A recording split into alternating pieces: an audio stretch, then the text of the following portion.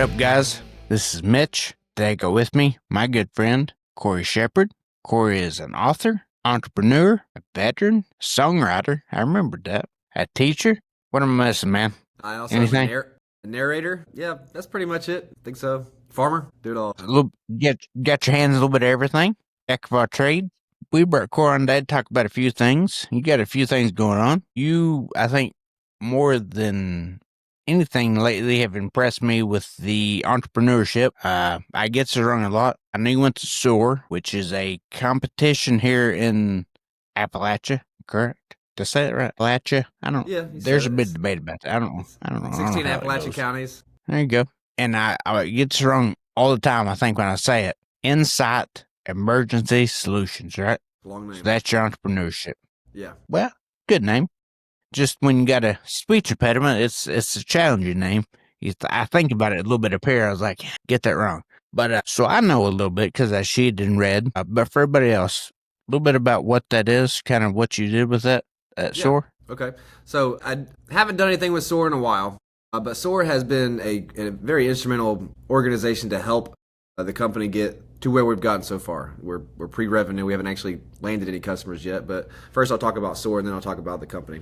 SOAR is Shaping Our Appalachian Region, and they are a nonprofit organization to help businesses get started because in this area there is not a lot of flat ground, so we don't have a lot of industry where everything's based on a hillside, and so you got to figure out ways to bring in money without a lot of people.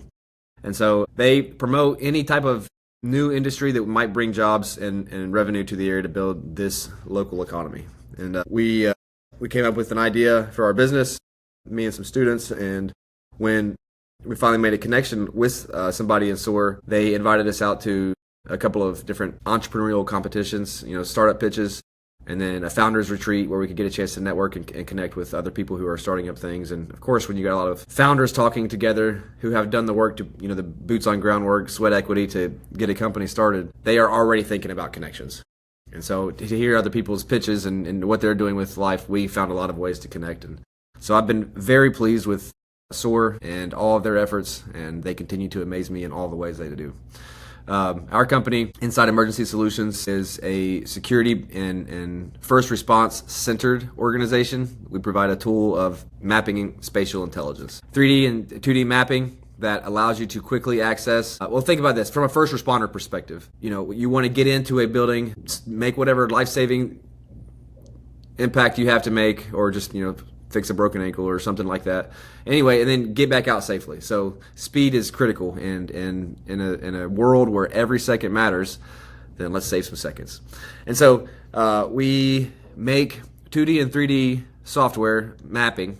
We make the maps using somebody else's software, but it's really futuristic in a way. I consider it like if you played Call of Duty or any other game that has a map that kind of gives you a lot of detail of where you're going to go. Why can't we have that in the real world? That should be the case. And so eventually we'll get to some other things I'll talk about. But basically, if you're a first responder going in to help somebody and you've never been in the building, instead of getting to the location and meeting somebody that's there waiting for you, or if it's a bigger incident where they're going to have an incident command set up and everybody's gathered around the trunk of a car trying to figure this fold out floor plan and figure out where to go. On the way there, if you're an officer, we can send to your mobile data transfer unit the map of how to get in safely, where you need to park, what door you need to go into to get the quickest ingress and egress in and out, and get to the computer lab. And it starts with kind of like just like your normal Google Maps phone. You can see the overall view of the United States, click on your locations that you have assigned to your jurisdiction, and it'll zoom in to an overhead street view so that you can see neighboring properties and all that stuff, and then further into a 2D floor plan that will give you very clearly where the fire extinguishers are, where the AED units are, key boxes, electrical utilities. And then you can also click from that 2D into very much something like on Zillow or Trulia where you're going to go buy a house. And so you can tour the space and it looks realistic, so you have more context to kind of see how the doors open, how the rooms feed left, right, and center.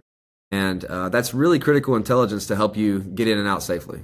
And so we started off with schools. We haven't landed a school, but we are working through a quote process with our first major customer. And then as soon as we can really get the launch from saving lives or better safety in Kentucky schools, we can hopefully expand out to other states' schools And then, of course, other industries like hospitals, nursing homes, shopping malls, government buildings, office buildings, any place where mass gatherings occur. So first of all, from my perspective, thank you, a medic for better part of 15 years, and used to witness and do a little training with what's known as, I think, the SRT team, and it was like that. It was hood of a car, mat spread out on some circles, on some lines. But you said something at the beginning, man, that I really think already saved lives. Is you said you would know what door to go in, where to park at, and all that. And you saved, in my mind, you saved 5 minutes at that. Because I can't tell you how many countless times I showed up on scene, whether it be a house, a school, where it be, any kind of get together, any kind of place, in the community center. And you don't, man. You may park over here on this, on the seaside, and you've got to walk 300 yards to your patient when you could drove there in 20 seconds. And you got to get the ambulance over there and you got to do all that. So now, granted, those are probably, like you said, ankles or small things. But I mean, imagine, that now you don't have to do that. Now you know where to go instantly. And from doing those trains, man, talking about the AED and the fire extinguisher are just points that I think people would think of, oh, that's handy. And it is. But one thing I heard you say that made me think just now was you talked about neighboring properties. Because I would assume if you had maybe somebody who would open fire, the cops need to know if there's a house. My neighbor's house is probably 15 yards from me. So if somebody came in here to shoot and shut out my office window here, you're right in my neighbor's kitchen if you go out the window. And, I don't know how much, I'm not saying this, their life is important, I'm not saying that, but how much the police think about, when they're faced with a shooter or whatever, they're thinking about that. But it would be nice to know if you're, you need to know if you're firing out towards this. The AD help, I think, man, is incredible. Because I was never amazed more than going in places like I just spoke about. Pediatrician's office, dentist office, next, and be like, where's the AD? What do you mean you don't know? You don't know where no, I don't know. And you find it like buried under your closet with like last year's Christmas decorations, and you're like dusting it off, and it's like a 1997 model. You got to pull start that motherfucker, get it going. So yeah, man. Yeah. So it's, I don't know, man. It brings back a lot of thoughts being a medic, and so when I say thank you, I really mean that, man, because that is bound to save lives. Just knowing those things save lives, but knowing, like you're talking about, if you're able to see where you're going in the school. Now, if, say I'm responding to this or whatever, can you, other than just calling a phone, is there a way to communicate, like, with who's in incident commander, who's leading into, like, can you speak to that person, or are you able to relay messages at least, or who's got the software?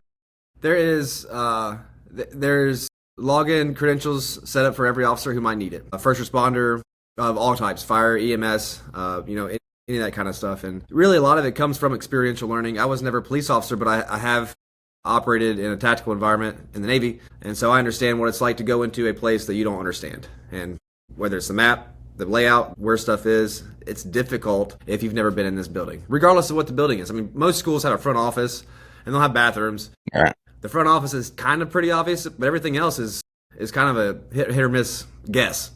And, so every bit of intelligence you can get through the experience side of it is just a critical bit of information that might be useful. You might not need most of the information that you can find in this software, but as an officer, you can access this on your phone or your tablet or your computer, wherever you're at, whatever is convenient for you. It's web-based. And then we can also have some offline functionality that is going to give you the information that you might need. And then on top of that, if you don't have the ability to quickly look at your phone because you got to get in there now, average response time for most things is 5 to 15 minutes. And so, if you can save 3 minutes on a 15-minute call, that's great. If you can save 1 minute on a 5-minute call, that's a big deal, especially in the right.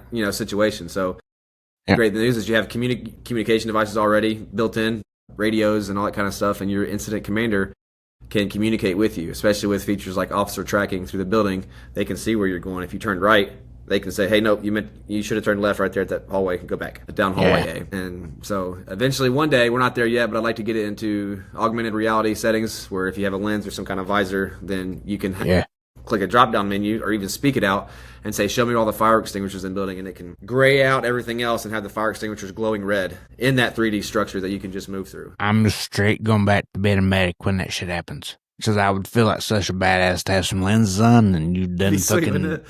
Yeah, we're not there yet, but I think that's something we can make. I've been wrapping ankles like a motherfucker. All right. So I know you and I talked about that. I don't know if, of course, not yet, but you'd mentioned to me about, like, not reconstruct, but construction, redos, renovations, whatever. Yeah. So your software will be updated at, I guess, time intervals to include those changes. So if you ran in the building that had a hallway you didn't know, you guys would kind of have a heads up on that. Yeah.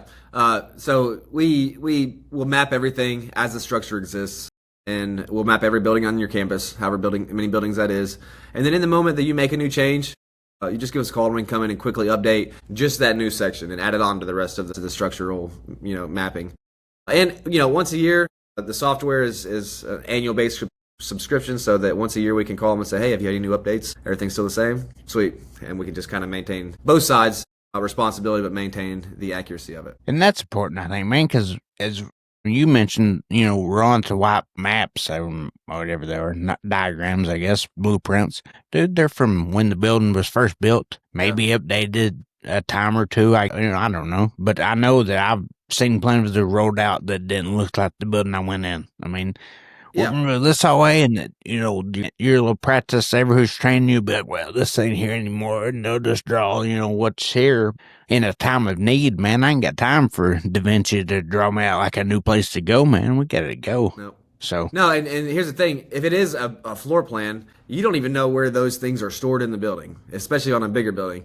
It could be in the main office, it could be in the ag room, it could be in the janitor's closet. So track that down first, and then you find the original blueprints from 1970 when the structure was made, and there's been 3 other wings added on since then. So your rooms go from at 216 to 240.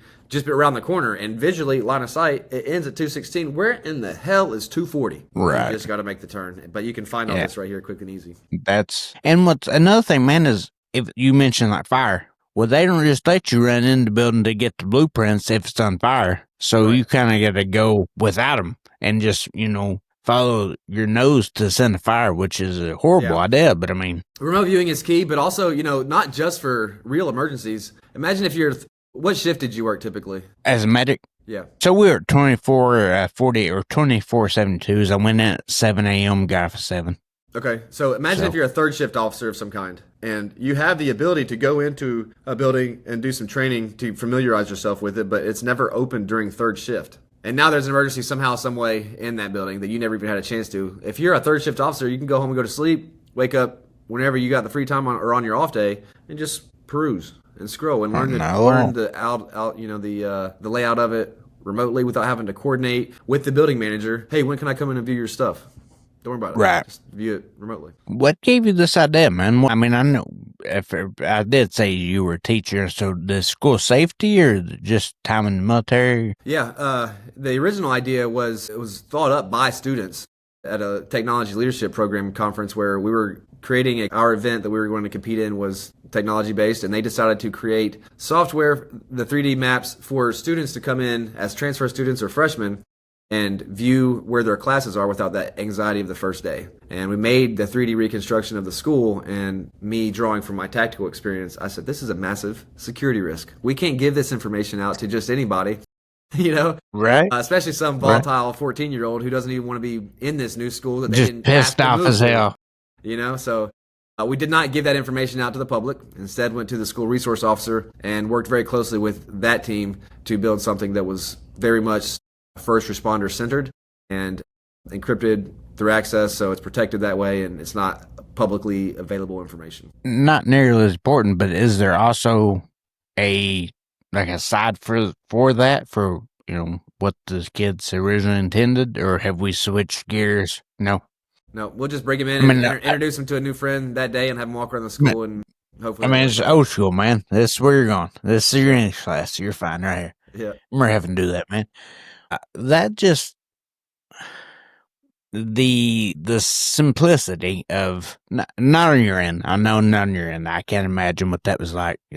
But for a medic or an EMT or a firefighter or a cop to have all the access on this and whatever their incident command in their head, dude, I'll go anywhere blind. You're looking if I've got you in my ear and you're looking at the map of school, dude, you can blindfold me and send me in.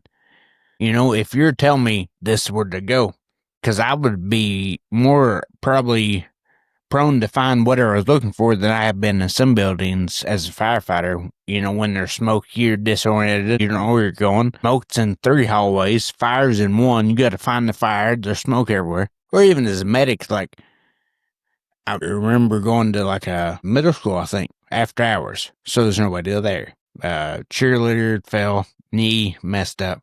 Dude, I bet it took 30 minutes because nobody's in the school to tell me where to go. I don't know where the gym, I know where the gym is, but how to get there. So you're wondering, all the rooms, and the only people there are the cheerleaders. So you got 12 people in the gym of a giant school and nobody waiting on you with like an airport sign like this way. And so not only do you look bad showing up 37 minutes late, sweaty as hell, like about time, but you make the whole kind of thing, the swifter you are. I don't care what you're doing. If you're coming to take Granny out of her trailer or you're going to a mass casualty, when you're swift and you're precise and you're, uniform, you do look better, but you also perform better. Facts. There ain't nothing like getting to a scene and realizing that you're the first one there. Where's the best at? Where's my EMT at? Being a handicap, chunk monster here, I wasn't the first usually there. I was lagging my ass behind somewhere. But when you show up on the scene, you show up to this or that, and you realize, where the hell is everybody at? I worked a shooting 4th of July, and somehow, between all the chaos, because that's what it was a shooting and just pure chaos. But we went around some people not knowing they'd just switched vehicles because they were afraid this guy was shooting at emergency personnel. We didn't get the memo of that, so we roll in the ambulance. He wasn't, but these people had switched into a POV. So when we get there, we're the only ones there, dude. We don't know what's going on, and it makes you look bad as a. It is, dude. It was, and it's also, it was one of the first times I'd ever had to put on a bulletproof vest. I don't know. It didn't, in my mind, it wasn't this major thing. And now I look back and I realize it could have been, but to just know who's going, who is accounted for. Accountability, I think, is a huge thing. Knowing if you got 8 guys in the building and only 6 are outside now, where the fuck the other 2 at? So anything I get behind when it comes to any kind of support or enhancement of, and especially protection of babies, man, and kids. Yep. Speed and efficiency is going to drive results. And humans, as soon as they're in any kind of chaos, make everything way more messy.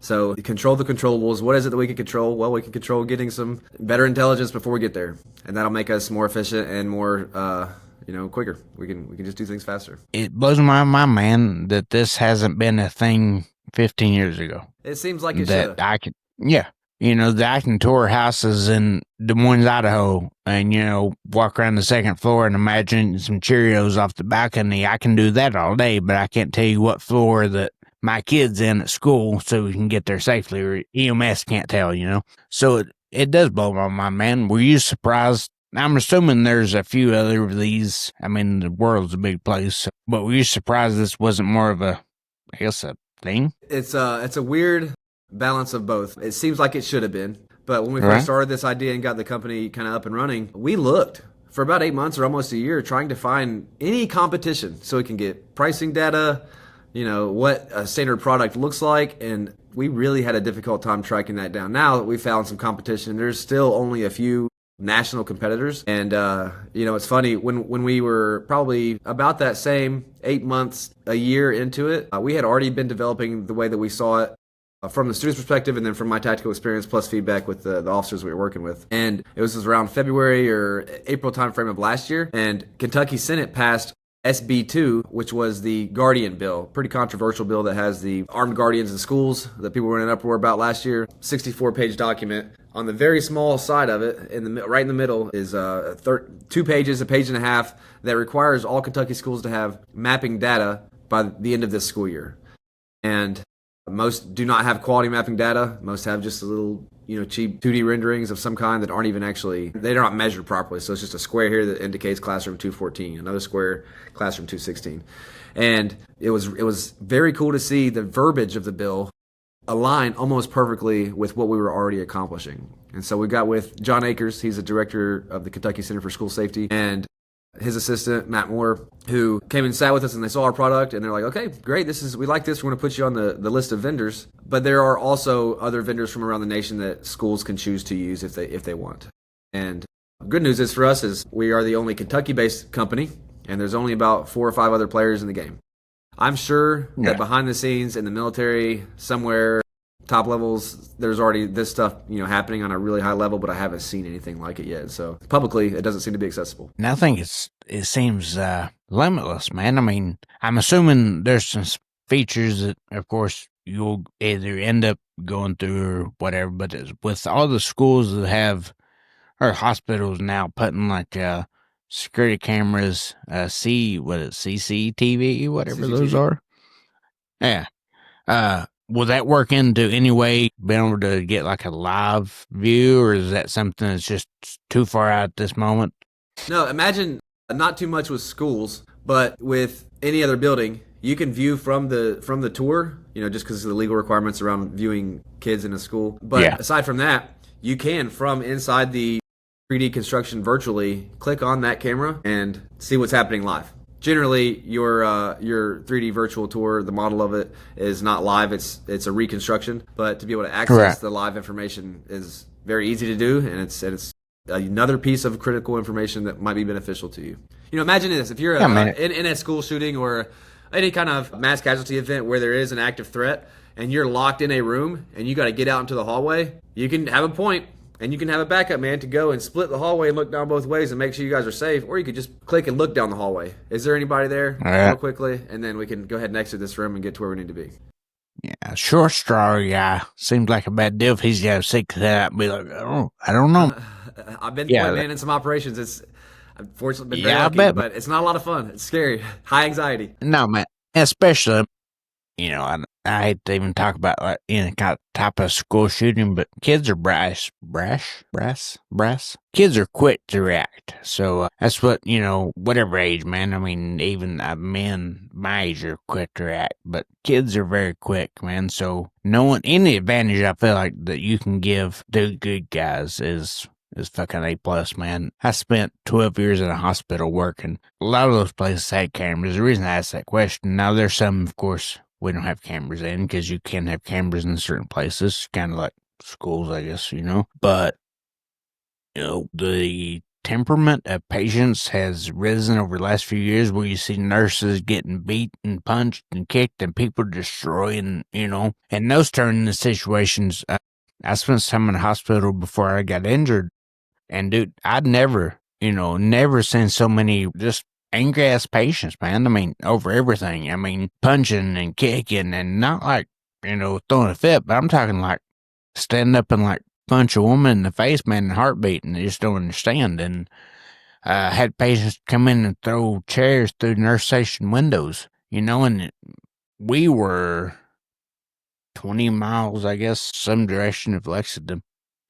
And we went on lockdown probably 3 to 4 times while I was there. I spent 12 years at the hospital here in town. A couple times in 12 years, and 3 years at this hospital.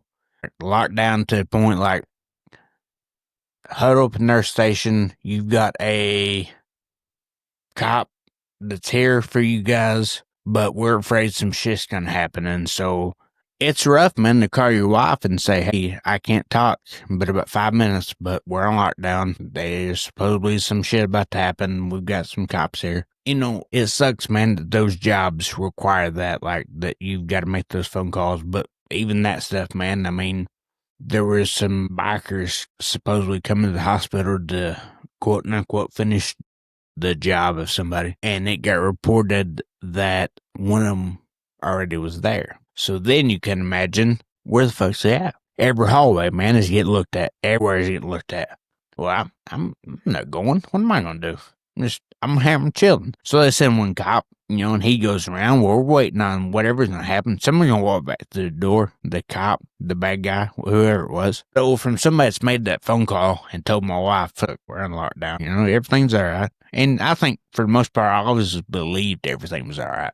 There was always a little bit of them. It's like, man, this shit happens everywhere. So it can happen, I guess, anywhere. So yeah, man, I think that is a very true, in need thing that you're doing, and I wish nothing but success. I don't know why that's not already a thing, but I'm glad you're getting a piece of it before everybody is. So I'm not going to say I'm not happy for you, but I can't believe that's not already kind of been a thing, Well, I appreciate that. Yeah, we hope to get it off the ground and then just launch into outer space with it. So it'd be really nice to be able to map every building in the United States, to be able to achieve goodness in the face of adversity. That's what makes heroes heroes. And so there you go. Let's remove some of that adversity and make their jobs a little bit easier to do the goodness they intend to do. Now, drones, is that what you use to map with currently? Not currently. We do for the aerial shots, but okay. I hope to one day go from having to take pictures of the space and stitch those together to be able to open up all the doors in a structure and fly a drone through on its own using AI flight patterns, and then just go through, cruise it, stitch it together, and now we got that. It'll save us a lot of time, right? So that we can map more buildings quicker. Ain't it crazy, man, where we came to as just in technology like that? I mean, dude, I was thinking. So for those who know, we went to school together. You and I, we graduated a year or two apart or something. Yep. Dude, I remember could not wait to be a teacher's aide. You would play Flight Simulator, fucking 98 or whatever it was, dude. Little block airplane, and you hit the fucking right key 7 times to turn, And then it was cool because they had whole little simulators, little driving simulators and everything. Thought that was cool. And then I remember years later, the first drone you ever seen was whoa, that's fucking wild, man. He's flying that with some kid in his yard.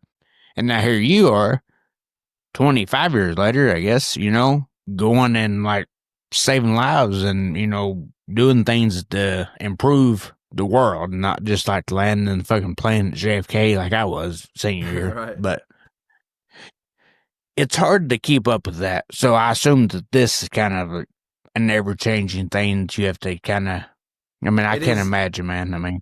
It's impossible to keep up fully. It's not a realistic expectation, but to try to kind of keep some kind of pace of progress is the goal. But, think about when we were in school, I didn't have a cell phone. I don't know if you did or not, but I didn't get one until I went off to college, and they were the blocky phones with Caterpillar, green screens, Nextel phones. Right. A few years later, we finally got the iPhone 1, which revolutionized everything, and then we started to get social media pretty shortly thereafter. And then it went from being humans for a couple 100,000 years to an industrial revolution 100 or 200 years ago to now 20 to 25 years ago, cell phones and social media, to a couple of years ago, AI. And now there's no possible way to keep up with the input that we can achieve in our brains. So it's just happening exponentially faster towards something.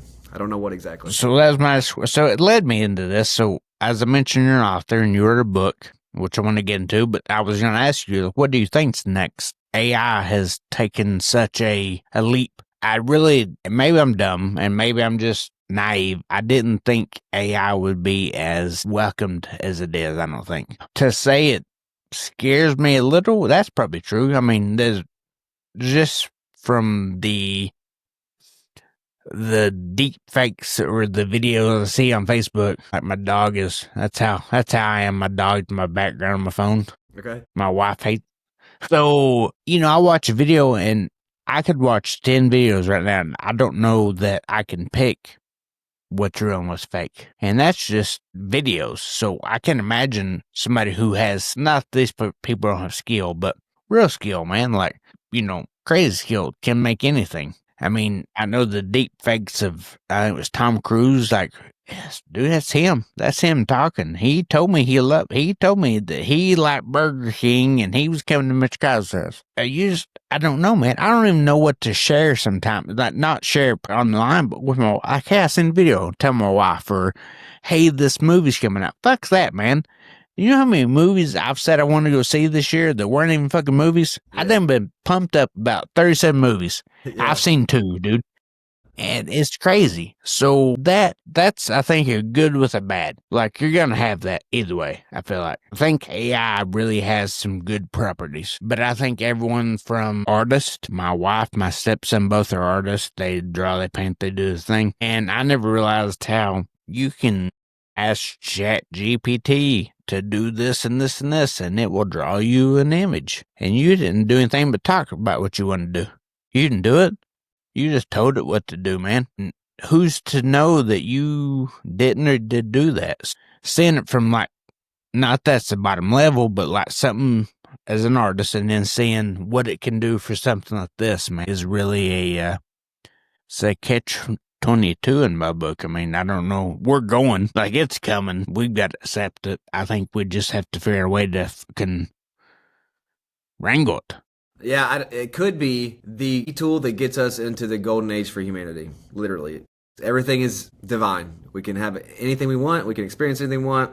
It can make all the money for us where we don't have to go out to jobs, and we can actually focus on the art that we want to create. Although AI seems to be taking over more artistic endeavors than it is true jobs. But it also could go the other way. It could lead to the end of humanity as we know it into something else. And, I'm not here to say what I know either way, but my opinion is that we have already passed through the singularity. We have already passed through that transition of what we think it's going to be, because here's why. I mentioned a couple 100,000 years, 200 years, 20 years, 2 years. What's the next iteration? 2 months? Right. Okay. We're far beyond 2 months from then when AI was created. And there's no reason that it shouldn't have happened already exponentially by now. And so maybe it's possible that we've already passed through that singularity seamlessly, and we have already integrated with that and just don't even know it. Shit's been really weird this last year, and it's almost like, okay, this woo thing is the weird side of what was normal for us as we approached it, and everything is so weird these days. You turn on social media and you can't trust anything. You don't know what videos are real. People don't know how to be social. Those that do struggle with anxiety and depression because of the loss they've experienced from what they were used to in their lives. It's a weird. This world is a weird place to live. We talked about like texting and cell phones before we started recording, but I can't tell you how much I miss now. I'm like a 2002 type lifestyle, man. Like maybe I had a phone, but it did a few things. I could text you in T9. I had to hit that fucking 9 button like 4 times, and I could play Snake, and I could buy those banana peel covers for it. But if I threw that motherfucker at you, and you ran over it, I could pick it up, and dude, it worked just fine. I mean, I'm pretty sure I could burp hard enough, dude, while talking, my phone will break now. Right. But I miss, man, a little bit of that not so dependent. And I know that a lot of people will say, well, that's on you. You don't have to be that way. You don't have to do that. If you're going to keep up in the world at all, or you're going to be in the world at all, you have to play ball at some point. I mean, even if you go to a job, they're not calling your home phone, anymore. They're calling the cell phone because they need you right now. Your boss will text you. If you went to a job and like fill that application and you just put a home phone down, dude, what people are going to be like, what the hell are we doing, dude? Why do you still have a home phone? Right, and you got a fucking rotary dial. You got to dial it for all the way around, man. So you got to play ball a little bit. Yep. Listen, I think my grandma had one of those rotary dial phones, dude, till she passed away, dude, in like 06. With a 30-foot cord, and you gotta sit here. Yeah, it was light brown. Yeah, it was like the color of like dirty ass underwear, and it stayed on the wall and had one ring, and it was annoying as hell. Right. Yeah, and if it was long distance, dude, it was. You were mad as fuck if it was long distance. You had to dial so many numbers, you were just spinning, and God forbid you mess up one. You had to start all over. I don't know, man. I mean, I'm on board. I'm here. So just like you are. I don't think we have a choice. Right. And that's what I was like, we're here. So we can't just be like, well, I just don't want to participate. That's fine, man. I don't know what you're going to do. Like, if you're going to exist in the world, you are going to have to play ball. I just hope that, we figure out how to decipher, I think, real and not real. Because I don't think that's going to change. The ability to do that isn't going to change in my eyes. There's not going to be any law saying you can't do this using AI. So I think we just have to figure this out as we Try go. to wrangle. Yeah, man, I think we're all together. I don't think, I mean, there's some, obviously, you know more about this shit than me, but there's somebody that knows more about it than you, and there's, but from my level, which is very base, man, I don't know, my biggest complaint is, why is this movie? Why are you faking me out with these movies? That's the biggest thing I deal with. But they seem real crazy and stuff they can do, and even the voices and the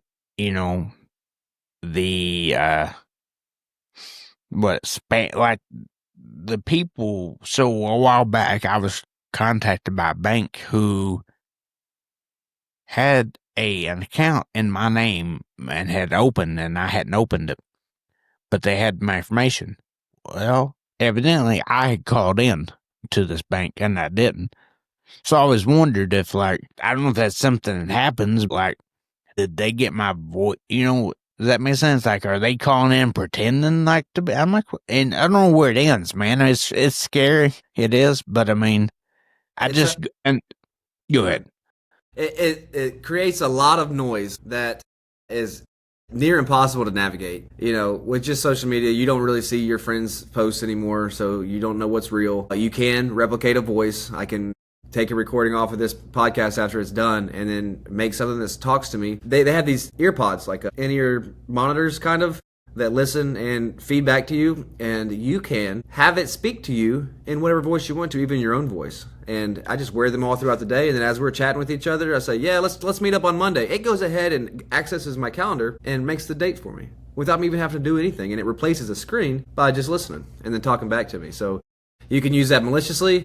You can use it to your great benefit. One of the biggest things with AI that I have personally struggled with, and I've seen it kind of pop up almost, fortunately I was able to figure it out, okay? So I'm not struggling with it anymore, but it almost leads to this new type of mental health disorder where, because AI is such a good hype man at making you feel like you're right, it leads to this these very profound thoughts that you are doing everything you can to say the word. You've thought of the most impactful thing ever. And it even has even given me that feedback with my book.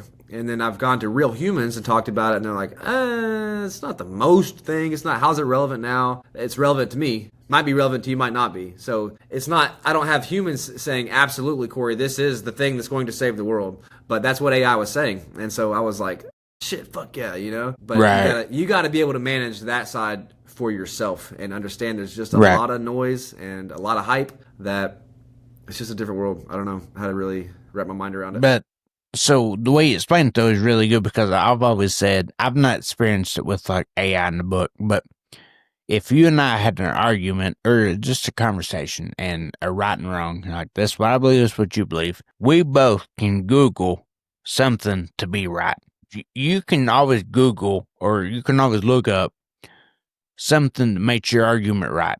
I don't care what it is, dude. You want to say the Earth's flat, the Earth's round. You want to say the stars don't exist. You want to say Elvis is alive. You want to say he's chilling with Tupac. Whatever you want to say, man. You can find something to make you right. And so that's why I have a hard time with, like, I don't want to say arguments, but debates. When somebody's, well, I looked this up. Man, I can look up anything. And so I imagine, like you said, with AI kind of hyping you up, that it's that to like this other degree of this. Well, you're right. You're smart. You're the smartest man. This is great. This is the best point that you could have made. I just, type in Google and 75, articles of why I'm right.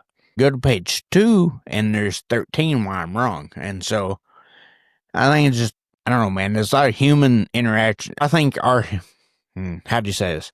We had to be better humans as a world, as a civilization, I think, to play ball with AI. Like you say, it can be very, in the wrong hands, I'm sure it can be real shitty, but in everyday, like, life, it can be real shitty, because who's to say that somebody's buddy isn't taking a video of him and then putting a fake voice with it and sending it to his fiance and pretending this, and you were in a life and a marriage, and I know it's not the bottom, like, look, that's somebody's life, so that's very important, but you go from that to hacking into what, there you go.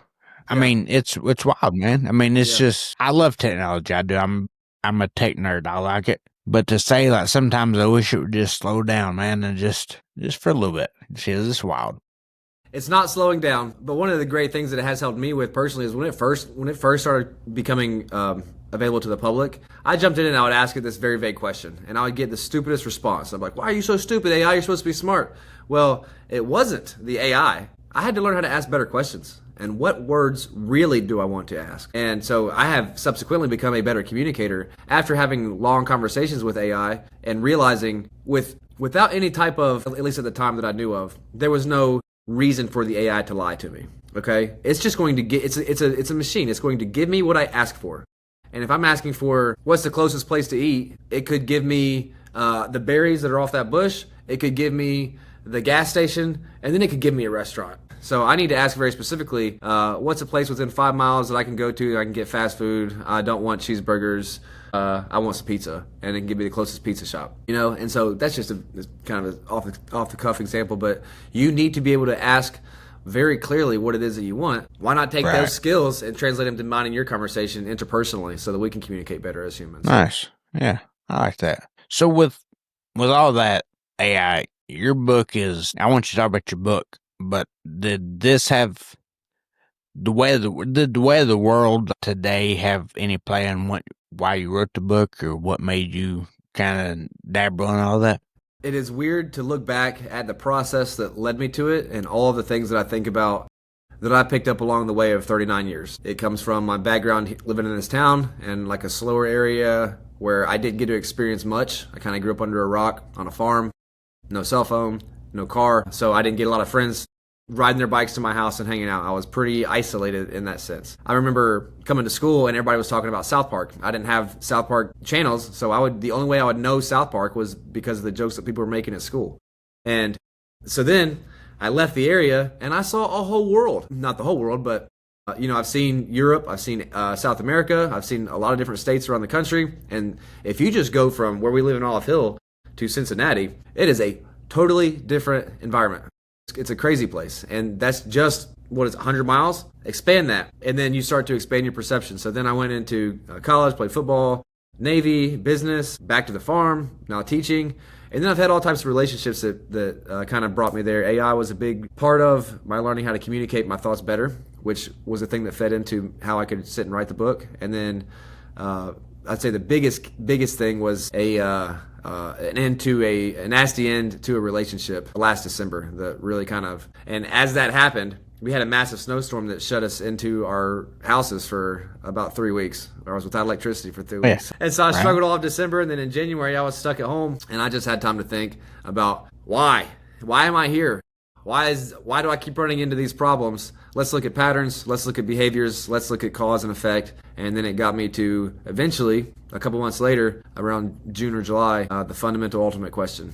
And that's where the book is titled. It has given me so many positive qualities that have been additive to my life that I can't even begin to express it. And like I said, it might not be for everybody, but it has changed my life fundamentally. So as a deep look in yourself got you to that point? Like, time alone, I guess, time to really, I don't know, I was home not far from you during the winter and did a lot of soul searching, but I was coming fresh home from, all this, so my life was a little weird, but I had a lot of time just myself to kind of sit and think about who I was, but I didn't write a book. I put Legos together and looked at neighbor's cat a few times a day, but that sounds weird. That sounded really weird, didn't it?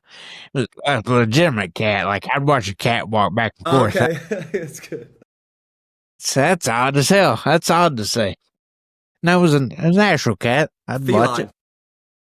Right, yeah. I'd watch it gain weight and walk back and forth through the snow, and I'd bet, man, this gotta be shitty. That cat's cold. And I'd just be sitting in the house in my little wheelchair, all bundled up, not looking at the neighbor's cat. So, all right, so tell us why the book. Tell us about the book. What, Sure.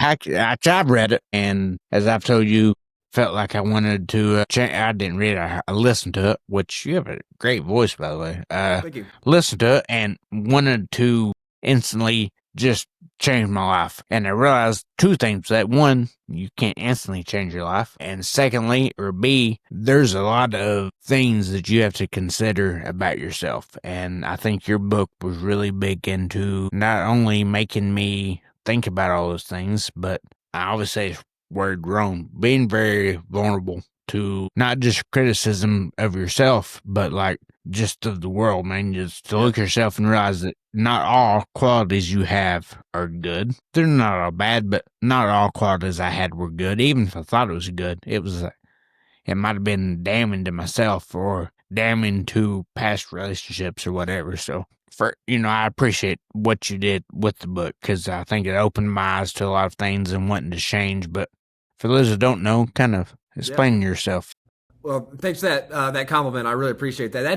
That is my goal for the book, because that's what it gave me. It gave me confidence and profound peace through humility, so I can accept things that I didn't used to be able to accept. The fundamental ultimate question, I started thinking basically from a first principles standpoint, which I didn't come up with the first principles thinking. It is largely used in materials manufacturing, where they use, in Lean Six Sigma, they use like the 5 whys as one of their concepts. Why do we sell this part for this price? Well, because it costs this much to make. Why does it cost this much to make? Let's look at the materials we got to buy, and then the processes to create. Well, this machine always breaks, so it's a high ticket item for cost that we have to always kind of repair. Why do we have to repair it? You ask why enough times, you finally get to the bottom level of, because you don't have a strong policy and procedure manual to make sure that thing is maintained properly. And you can save millions of dollars a year if you just change one process by thinking about it fundamentally.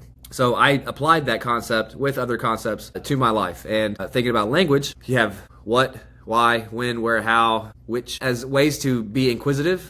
And what I came to is, what is? That is the fundamental ultimate question. What is? Because you can achieve all inquisition stemming from what is. What is the reason for life? What is the nature of the universe? What is the reason I'm in this position that I'm in today? Okay? And from that starting point, you can then expand in the direction that you want to take it. And so what I've done is I've wrapped this concept up into a philosophical framework that it goes into a lot of different categories, such as complexity, categorization, dimensionality, emotions as informational tools, and many more. Essentially, when you start to look at all the different things that you can apply to a spectrum, there's an autism spectrum. Some people are on the far end of that, where they are severely not able to handle normal daily life. And then you have people that are able to just breeze through life almost whimsically. And some of these people that fly through life easy might still exhibit some autistic traits. So I would say personally that everybody's on an autistic spectrum. Everybody is on an emotional management spectrum. Everybody is on a health spectrum. And in every other way, you will find yourself on a spectrum. Largely, we tend to find ourselves, when we apply all those spectral analyses together, that we are in the middle of a perceptual bubble. I can perceive visually down to some of the smallest specks on this desk. I can't really see much smaller than that in any kind of detail. And if I look out at the sky at night, I can see a neighborhood of stars that surrounds our solar system, but I can't even see the entire galaxy, which exists among billions of other galaxies in a larger observable universe that might be a part of a multiverse. So I look down small, I look up big, and I get to here. Within my human condition, I have these human senses to be able to see that. But I can apply a microscope and see much smaller, pretty far down. And I can apply telescopes and see much farther up. I can also apply that same concept to hearing, taste, touch, smell, thought, sense of balance, and I find myself in the middle of this perceptual bubble that has a boundary, but on those boundaries, when I look at those in great detail, I don't see a finite anything. It seems that beyond our perceptual bubble, we experience infinite nature that is just ultra confusing. We don't know what it's like to be a subatomic particle and exist at that. We don't know what it's like to be in skin cell.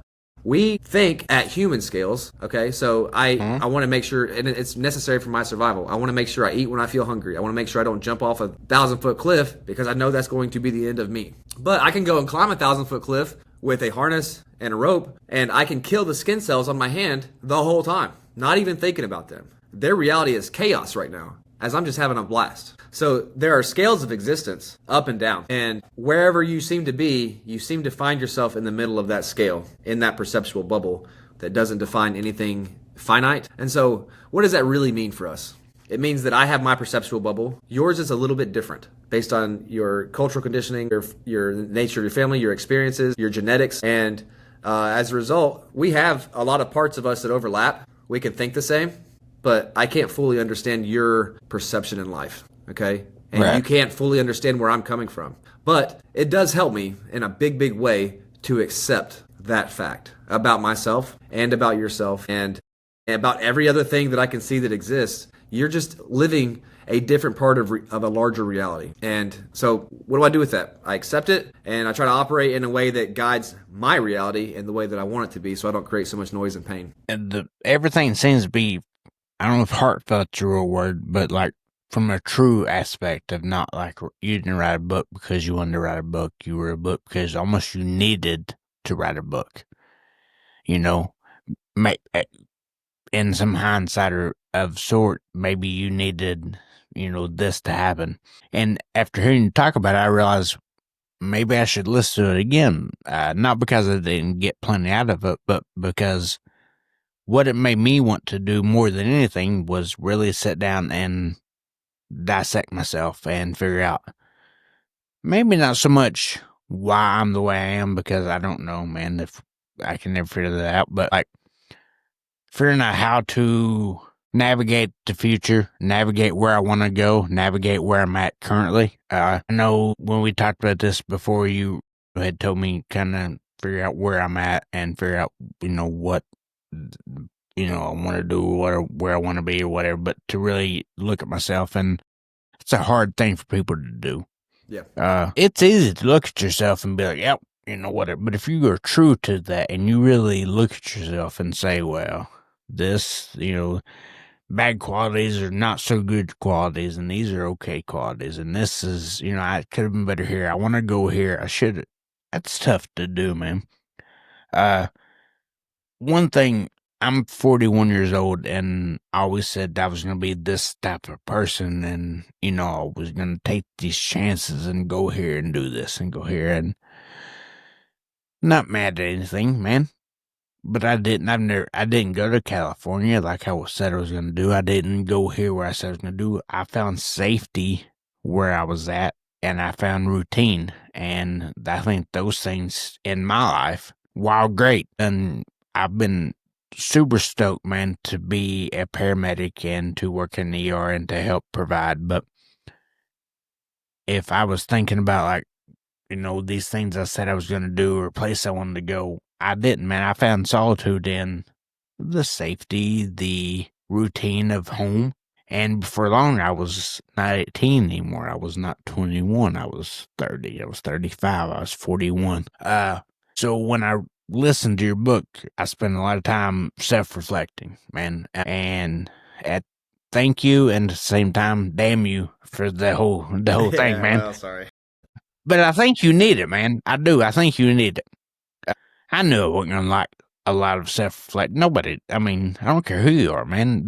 You're going to hear some shit about you. You're going to think real strong thoughts about yourself and be like, So it's good, because those moments I was like, damn, man, I should have done this, or I could have done this, or why did you do this? Really, for me, and I think that I understand your book on a real base level. Like, I'm okay to say that. Like I understand the really elementary level, like of this is what. And I don't know that if I listen to it 10 more times that maybe I would get it all. But I'm always quick to say, man, I'm not the smartest of anything. I was never the smartest medic. I was a street smart medic. I could learn how to do shit because I'd done it, So me listening to your book really opened it up for me personally, like just me. I'm not saying I can take that knowledge and now conquer the world. I'm not saying I can't, but I know it really opened up who am I and like why am I here? What do I want to accomplish, or what do I want to do based on what I had done? And one of my favorite chapters you wrote was, besides, I think one of the last was called "What the Fuck," which wins hands down. I really get into your book where you talk about looking at the horizon, just from where you're at, and how the horizon. I guess the way I took it was like the horizon didn't change; it's still the same as it was. What changed was my perception of where I was at. And that was real big to me, man, because that's very true. From anything. Growing up the way I grew up in Eastern Kentucky and the way you grew up, I'm sure my perception of my weekend or my summer or my whatever could be changed with a little bit of money in my pocket, made things a little bit better. Some friends called me on a Friday night, made Saturday and Sunday better because I had some people to hang out with. But it changed my perception on things. Let me go with you and two of our buddies to, I don't know, let's go to Lexington or let's go to Louisville for the weekend. Let me have $100. It's a little stressful. My perception now is that to me, I'm not having the right. I'm going to call the wife back. Well, Corey's blue, $300. See that here wild. I've been gambling. I've just been sitting here. I had some Wendy's and let me have $1,000. And I promise you, I'm going to have a much better time. Yeah. Because things are a little different. And that's some way I knew perception really until I got to looking at myself. Like it was always some outside effect. Oh, sure. When really, a lot of it, man, was probably in me that I never looked at before. So, spending time in a hunting blind in dead silence with you and Mayor for, an hour or two and then thinking about what you said for 8+ hours, it'll do it, man.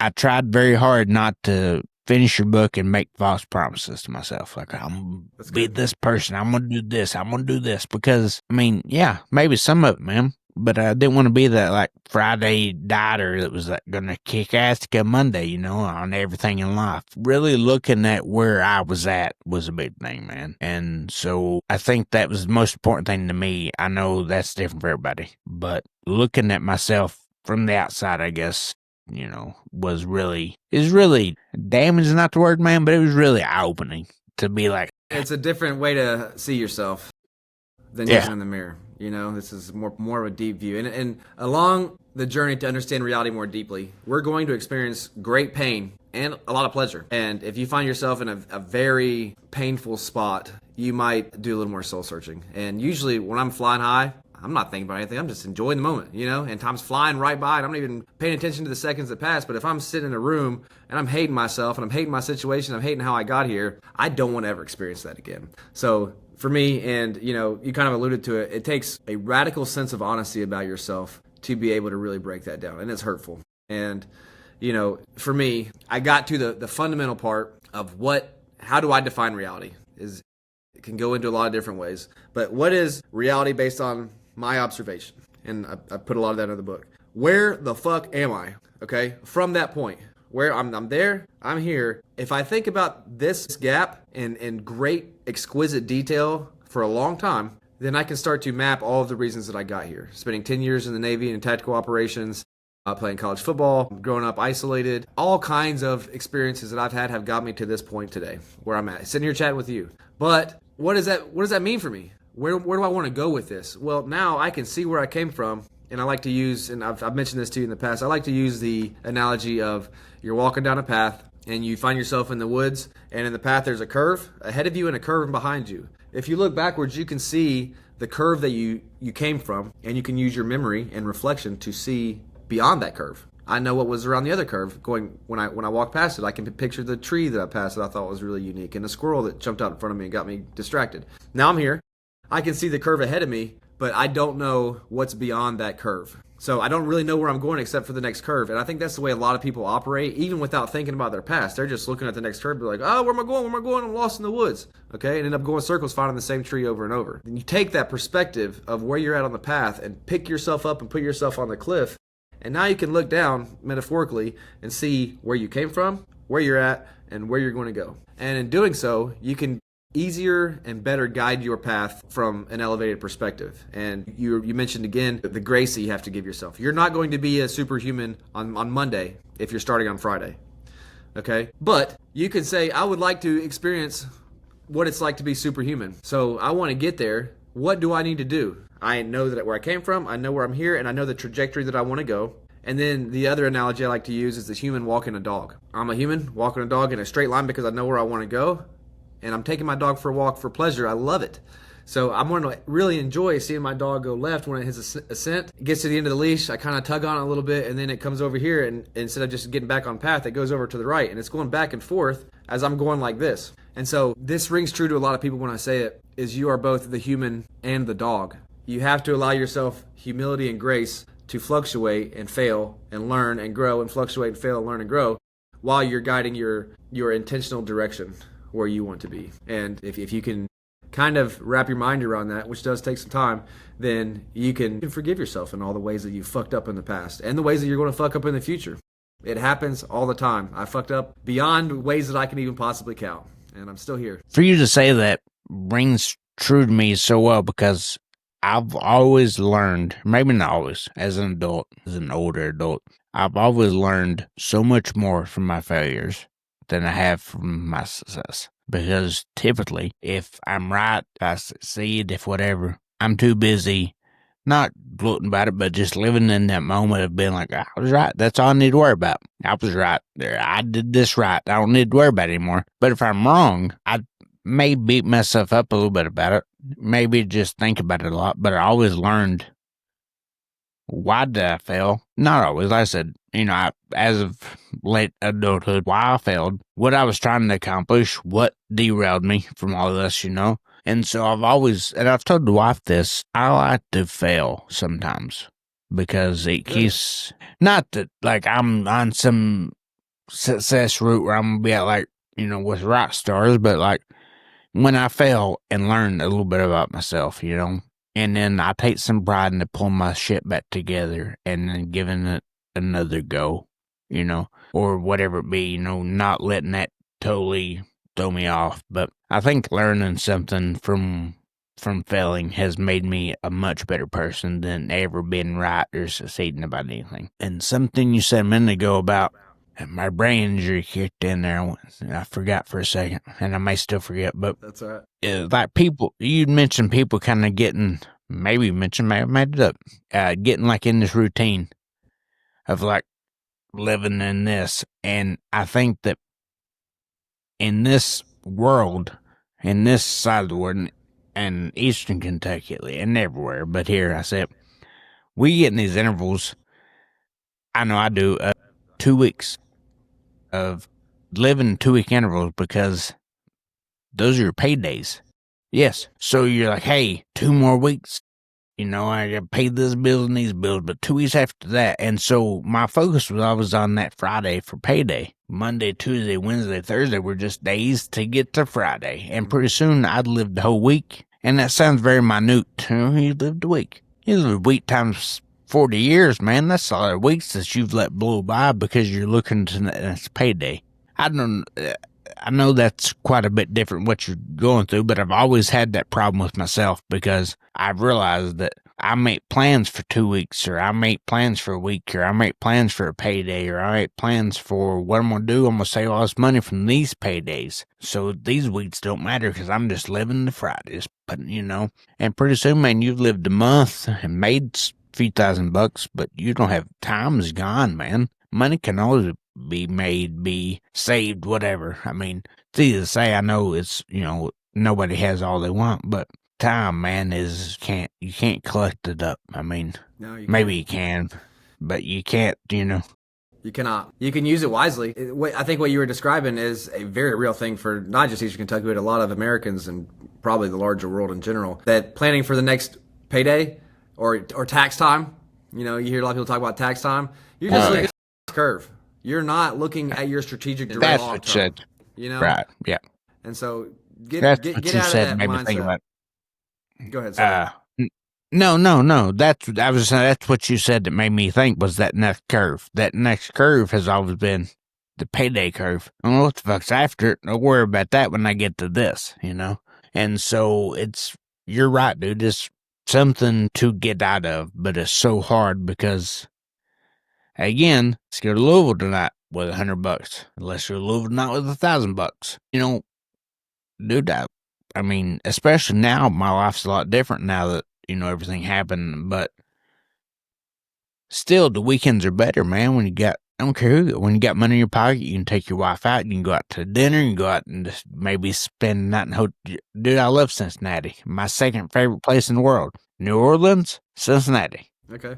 So I love New Orleans because New Orleans to me is a bigger Cincinnati. It's just shitty enough. I mean, dude, you can take a left turn and you'll see $500,000 homes. You'll see Garden District homes, whereas you make one right and you see 3 crackheads and a pit bull, dude, and you better just keep going because that's the way it is. I mean, Cincinnati is the same way, I think. Especially when we go to the zoo. If you want to go to the zoo, you should maybe pack some Girl Scout cookies and a gun because I don't know what you're going to need one of them on the way to the zoo. In Cincinnati. It is. And then like 2 streets down, man, super nice. It just depends where you go, man. So those are my 2 favorite places in the world. And I spend a lot of time in Cincinnati because it's so close. But yeah, man, I mean, the weekends, the weeks, to go out and enjoy yourself. And maybe it's the stress of life. I think maybe because if I take my wife out to a hotel, we go to the Twin Sea. Twin Sea hotels, you ever been there? Super. There's like 7 of them in the United States. Lexington, Louisville, Cincinnati, Nashville, Oklahoma City, Durham, North Carolina. They've got art exhibits in each of them. And they've got these big, like, 4-foot tall PVC penguins. And they're a different color everywhere. Okay. So when the wife and I got married, we said we went on a date to Louisville, which is red, of course, red for the Cardinals, and didn't know what to do. We had dinner, and it's kind of a uppity hotel, a little bit, But you can say, hey, I want to eat dinner with the penguin, and they bring this big penguin over and sit at your table with you. Okay. So it's kind of cool. We said we're going to see all the penguins during our marriage. Like, we're going to catch them all. So we've seen Lexington, which is blue, maybe they're orange. It's backwards. You would think Cincinnati was orange for the Bengals, but they're not. But I think Lexington's blue, Nashville's whatever, I don't remember. Somebody's teal. So we've been around. You can buy little tiny ones. You can buy the big one. They're $5,000. Little ones are $40. Okay. You can bring those home all day. Yep. But dude, we'd go on a weekend and just forget it, and for no reason. Just to go. Like, I could go. If I made reservations for Friday night, dude, wouldn't have to do a thing. Go up and just kind of just be away. And I think that's what is nice, is when you work 5 days a week, 7 days a week, when you work 324, whatever you do, and you got kids at home or you don't, you got a family, you've got so much going on that I guess detox, I don't know a lot about like detoxing and that, so I tried to use it loosely, but I guess that's probably what I do when I go, We go, we have dinner, we back at the hotel, we may find a random comic book shop or some kind of oddity shop and just detox from everything. And that, man, gives me a different outlook on everything. Just having that weekend away, man, makes the next few weeks okay, Vice versa, if that weekend's in 3 weeks, dude, I'm gonna zoom by.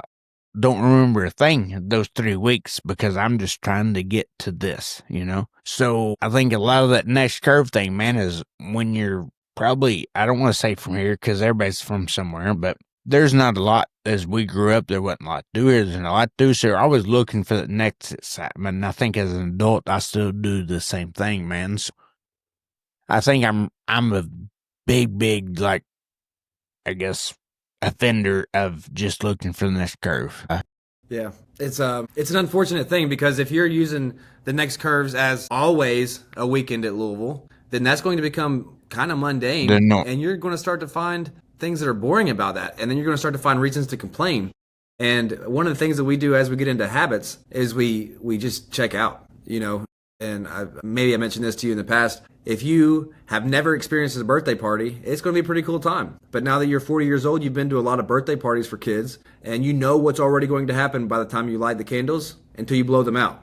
And it's the birthday song. Everybody knows that. So you just check out and you just go into autopilot mode, and you can walk away from birthday parties not that excited. But as a 3-year-old or a 5-year-old going to a birthday party where there's cake and ice cream, balloons, and a fucking clown, that's the best day ever. And novelty is the key. Don't keep yourself into a routine of always going to Louisville or looking for that next curve. And if you can manage your small time dopamine releases through the 3 weeks or a month, or let's say you don't spend any money for a good 3 months, and you can send yourself to Turks and Caicos and see one of the most beautiful beaches in the world.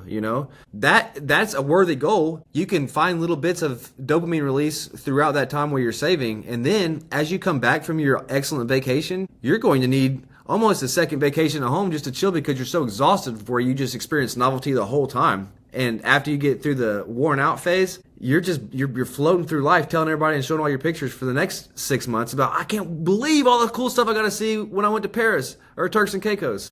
And so it's about managing your emotions to guide your strategic direction. You can still have a lot of fun, all the fun in the world, but don't do the same shit. Find ways to break up. So you hit, on the head. So our 5th wedding anniversary is in January. In March, we're taking a 7-day.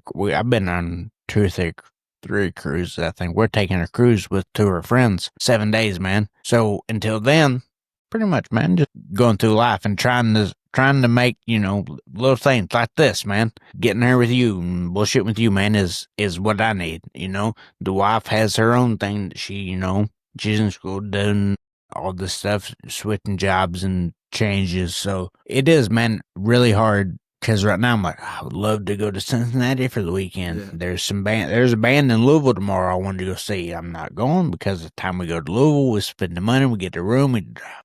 No, just tough it out till March. And, so I look for those little dopamine releases. And a lot of that is like with the podcast and with, just stuff I can do here at home and little things. But that's tough I'm a kid at heart, man. And I'm an instant gratification. Yeah. I'm first to say that, dude. If I want something and you got it for sale and it's $400 more to buy it from you than to wait 2 weeks, I'm going to buy it from you. Convenience. Because I want it fucking right now.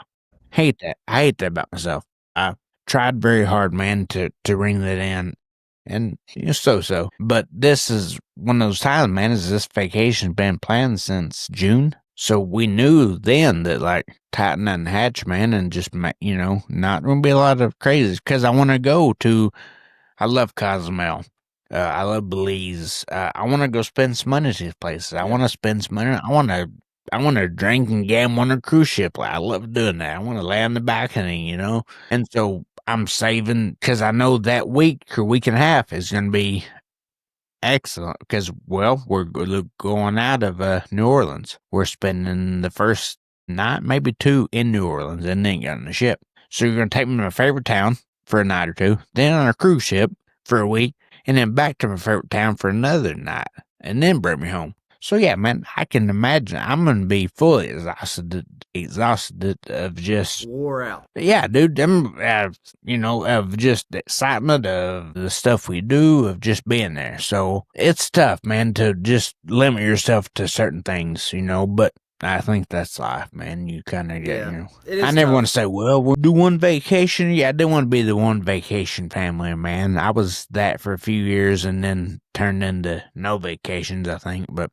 most families, man, go on one vacation a year. This is the one, man. I always felt like I was not living enough at that. But I think it's all about what you find life in, if that makes sense. You and I talked about bonfires, man. I swear to God, I could have just good as time if you came to the house, we started a fire, buy a 6-pack of beer, and just bullshit for 3 or 4 hours, man. It's human interaction, man, has become, yeah, dude. That's a good word because for everything, to go on that went on with me, human interaction was something that I craved and I didn't think I was going to have again. So to be doing this is leaps and bounds from what I thought I'd be doing, man. So now I don't feel like I always need those trips to Louisville, those trips to Cincinnati. I like them. I'd love to go. But I'm also cool, man. I got some chicken teriyaki in the deep fryer, man. Come over and have dinner with us and we'll play a game of fucking Madden on some Xbox, dude. I'm good. I don't need to be out raising hell. I've raised hell a lot of my life and I'm cool just to take some knowledge, man, from somebody. Yeah, you're right. And it's like, well, you've died. You have literally died twice. Yeah. You have a very unique position on life where you just have extra days, man. Like you have a whole extra life. I can imagine that you're more grateful for the small things than even I am. If I'm sitting at home and I'm at peace and nobody's fucking bothering me and I got something good on the TV that I want to watch. I can find a very quick way to just become lonely and not happy about any of it. I'm just alone sitting here like, oh God. Start, petting the neighbor's cat or something.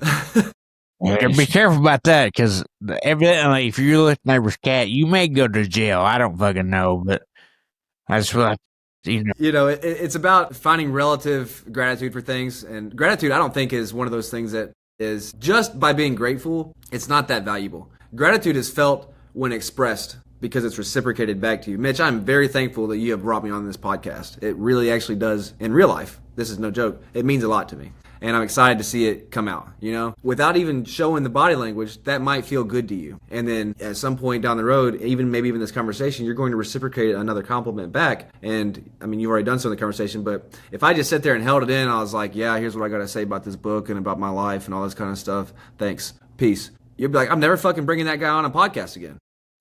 right. So you must necessarily find ways to express gratitude so that it comes back to you. And, if it comes to, like we were talking about earlier, I just want to touch on getting out of the habits of the things that you do commonly so that you can find novelty. If you've been going to Louisville every day for the last 15 years, or every weekend, every other weekend for the last 15 years to do something, you have developed a highway of information and habitual behavior inside the structure of your brain. Your neurons fire a certain way that guide you to want to go to Louisville. And so it's an 8-lane highway at this point. You now have to step off the exit. Don't even get off the exit. Get off at the bridge. Walk down under the bridge and find a path in the woods and now build your own new road. And you're going to have to pave it and cut it and weed eat it and make it a little bit wider, but it's nothing compared to this 8-lane highway of information and behavior that's pulling you. So as you eventually start to build a wider path that turns into a 1-lane road to 3-lane, and now you have a 10-lane highway, at the same time, this habit is going to deteriorate. You're intentionally trying to build a new habit, but it's going to be very easy for your mind to just take you right back to the highway because that's the way the information flows. And so you got to that's where the grace comes in of the human and the dog. You're going back to these patterns of behavior structurally inside your brain, and you have to say, fuck this highway. I'm tired of the potholes. I'm tired of the same old scenery. Let me go see something cool, and constantly navigate that. So I think that we are categorizing machines built for adaptability. You asked earlier about AI. We're going to adapt to it, I think, in some way. I think we'll adapt to it, but that's our human nature. We're better adapters than any other creature on the planet, except for maybe a tardigrade or a sea turtle or something like that. But generally, we can adapt without having major claws, without having fur on our bodies. We can use tools and houses and blankets and clothes and technology to become very quickly the top of the food chain and control not just our planet, but I'd say pretty soon this region of the solar system.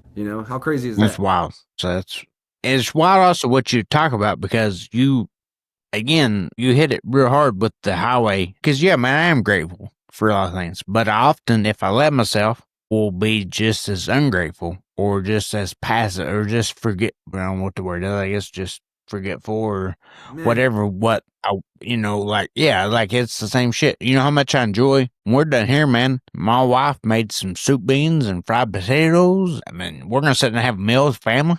Hell yeah. Dude, last year, I didn't think that was ever going to be a thing again.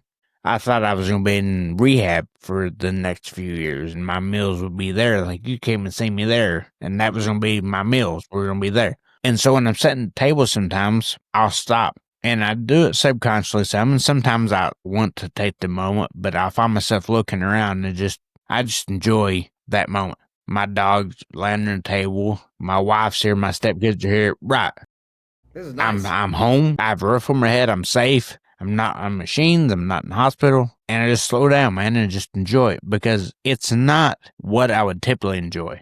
Typically, I want to be out raising some hell. I want to be out loud, dude. I want to maybe not partying, but I want to be out like in a scene. I want to be somewhere. I want to go to an escape room. I want to go to the movie theater. I want something. So being home wasn't a thing that I was like, yeah, I'm home for the evening, and that's great. I was on the road all the time, and I still got to be on the road. Let's drive and just take drives. Sure. But now, those moments like that, man, I can really stop and almost just phrase it, man. I don't have to talk. I like to watch my wife interact with the stepkids and just listen to talk and some of the, the bantering, the bitching and the conversation, difference in the years, man. And I'll just smile because I'm around to see that, I'm around to hear this and what you think's weird and my 41-year-old just thinks is weird or different things, man. And so really putting in a perspective, man, of what's important, I think. No matter where I want to go and how I get there, like there's still things back here that are like real important. And to me, that some of those are those moments where maybe I'm on the couch and we're just watching a movie. I'm not a movie person. I'm not a TV person. I don't like sitting home. And I always used to think, if you're sitting home, man, you're wasting time. You should be out living life.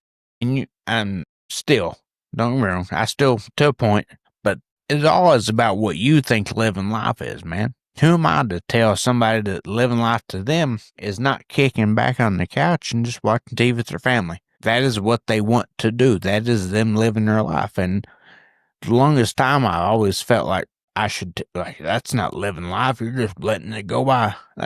To me, that's what that person has decided to do, and that's how they want to spend their time, and that's great. And I never knew that until the last year, because there's some times that I want to just lie on the couch and watch a Hallmark movie that's corny as hell and throw my arm around my wife, and that's how I want to live. That's me enjoying my life. And I didn't build myself up, but I put this thing on me that I needed to be going and doing all the time to really get the most out of life. Yep. I don't know if that's something maybe being raised, we were raised where there wasn't always stuff to do. So I was like, I'm going to go do stuff when I can. And I've just took that with me to adulthood. But this has really been like, you know what? And if this is what I enjoy, it's my life to enjoy. This is what I want to enjoy. Yep. And so I've settled down a little bit. I don't, not just ride. I don't get out and just take midnight trips to, wherever or whatever. I enjoy sitting around and soaking life in the way it is. This, to me, this conversation with you right now is top tier, man. I mean, I would choose this over going to Louisville, going to Cincinnati. Like, it's just different, man. It's just different. And I know that everybody's probably experienced that at some point. It is different. I think that's the key. Sorry, I don't mean to cut you off. Please go ahead. No. Now, so let me ask you, is it different because I'm older? Is it different because of what I went through? Is it different for you? Is it just because of your mindset? Okay. Your mindset is the defining factor of your reality. And earlier on in life, at 20 years old, even a little bit younger, but we'll say 20 because your frontal lobe still hasn't fully developed. Your gray matter is the indicator of maturity in your brain. And your brain starts growing from the back of your skull on the base of the brainstem and works its way forward as it develops. And then it starts to mature that same way. So you come from the back past the physical and hormonal parts of your brain that make you adult size and have the bravado and the strength and the sexual reproducibility, desire, that kind of stuff. You're making stupid ass decisions as a 20-year-old. We should put that backwards. What's that? Should have had it backwards. They should put that backwards. Yeah, you're right. But then you're just going to be bored as a baby sitting around with no excitement. Right. So you got to have the stupid experiences. But you got to be big and dumb first. That's right. To make it to intellectual maturity, some never do, but you eventually get to the point where you have a substantial amount of gray matter in your brain, and you no longer look for the riskiest thing. You look for some of the safer things that are going to promote your extended lifetime and not just YOLO, living in the moment, And so your mindset is going to be different based on a lot of factors: your age, your sex, your culture, your financial situation, your relationship status. All kinds of things are going to define your mindset. And having gone through what you've gone through, you can be grateful. Having gone through what I've gone through, I can be grateful. When I was in the Navy for 10 years, most of my anniversaries, birthdays, and my son's birthdays, I was gone in another city or another country. And I was like, this is the way that it is. This is how it has to be. I'm proud of this. No, I deeply regret that. And I would love to be sitting on the couch, spending time with my son, chilling, not doing anything. And how nice is it to go to bed early sometimes? I'm a night owl, I like to stay up all night, but how nice is it to go to bed early and wake up rested just before the sun comes up and you get to see that orange and bright pink sunrise? That's different than an evening sunrise. And it's quiet because there's mist filling up the valleys and fog, and that's a completely unique, special experience that is about as mundane as you can get, but fuck, that is special when you get them, So you got to It is. find the big fun stuff, and then you also got to find the quote unquote mundane and find the balance. So the balance is the key, and keeping it different with balance. So, and I do, man. I said I don't try to fluff you and make you big headed for no reason, but everything hits because everything checks out because those trips to Cincinnati a couple years ago, there was a span of like 4 or 5 months, man. We did all kinds of things. By the end of the year, man, it was like we're just doing just something else. It's cool. And then this happened and there was nothing for a while. And then I really enjoyed that 1 day trip to Cincinnati that I hadn't had in a year and a half.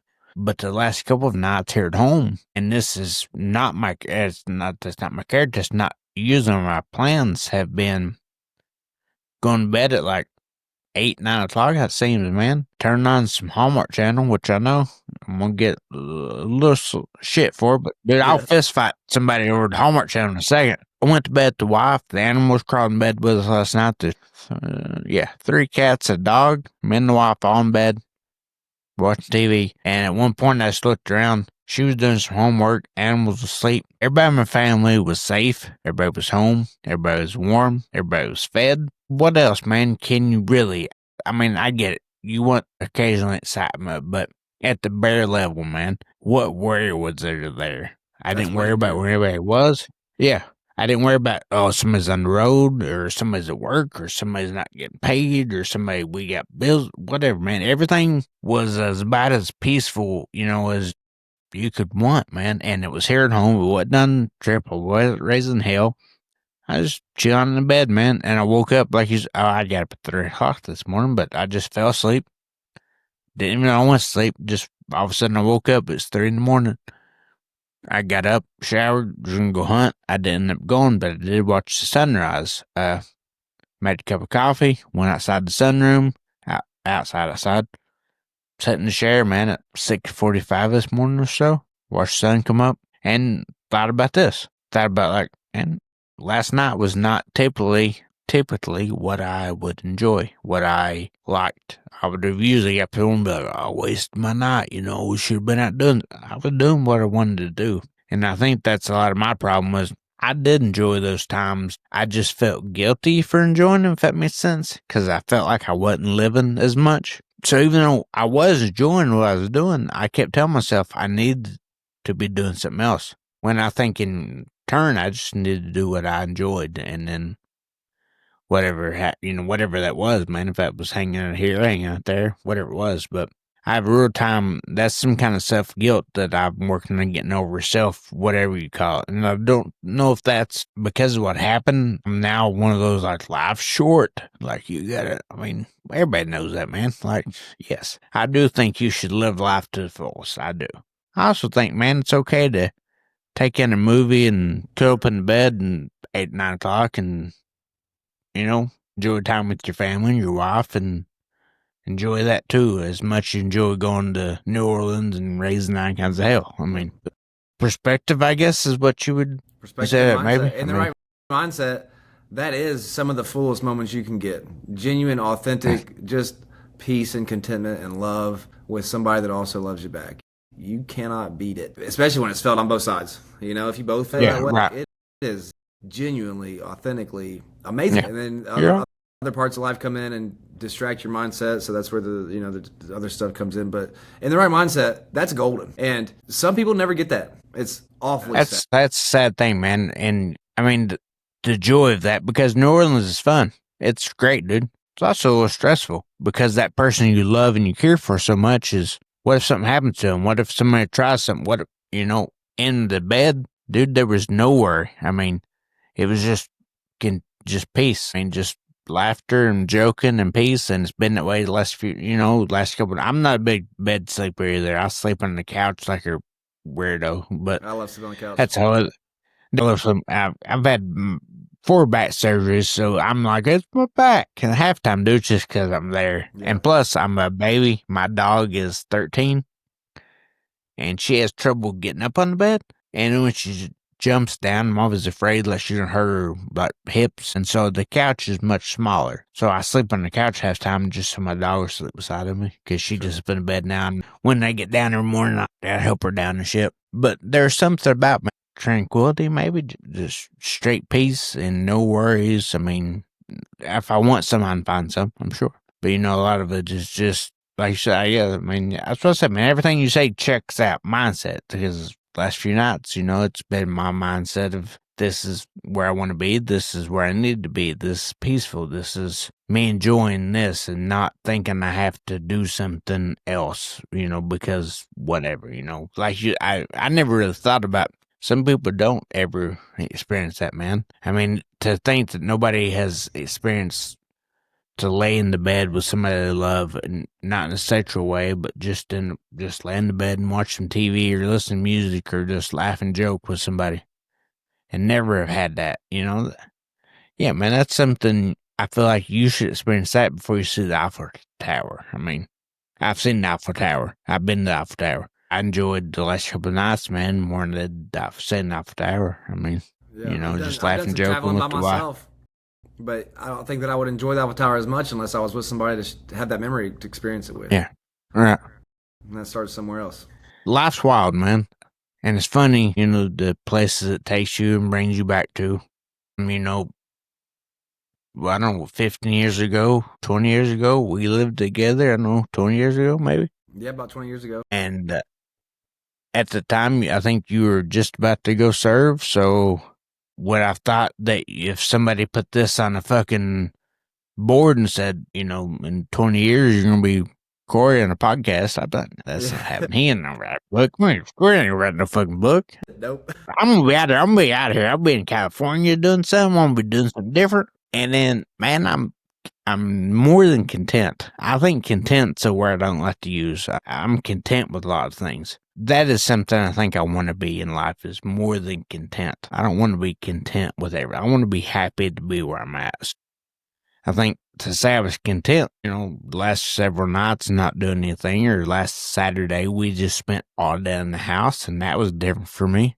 I was more than content. I was happy to do those things. Mine is the mindset of getting over the feeling that I need to be doing something, that I'm not living unless I am doing something, when in turn, it's living pretty good, man. I enjoyed it quite a bit. That's great. That's winning. I think so. Your mindset is everything, and it takes a while to get out of one thing to the other. When I left that big relationship that I was talking to you about, I had been in with two different people, a total of about 16 or 18 years, solid, almost straight through relationship. And then I found myself at some music festivals and walking around and feeling this significant urge to want to check my phone to see if anybody's reaching out to me, because I was just in that habit with my significant other. And then I was like, I keep checking my phone for no reason. What am I? Finally realized, nobody's checking on you, dude. Where do you want to be? And so that was another thing that kind of got me into this, and the mindset shift of where am I? Where do I want to be? And who's going to hold me back? Who's going to support me? Align with those people, from those that are holding me back. Align with more of the things that I want to do, so I can find the content, peace. You're not always, people always want to be happy, and it is nice to be happy, but you're not always going to be happy. And if that's your goal, right, you're going to fail. But you can find peace and contentment by accepting what is. If you can say, generally, most of my days are really good. I'm experiencing a bad day. I'm not even going to let this ruin my entire day or month just because this day fucking sucked. Let me get some perspective. Step out of it, go somewhere else, break up what it is that's pulling you down, and then you can remain relatively peaceful even in some of the most stressful situations imaginable, because you have that greater sense of perspective. I think I'm really glad that you found that ability to be peaceful at home, and you can also still go out and have fun. I struggled with that earlier on in life, and I'm kind of there now, so it's a really good feeling, ain't it? It's nice, man. It's nice to it's nice to be content. As much as I hate the word, it's nice to be that, though. Or it's nice to be happy.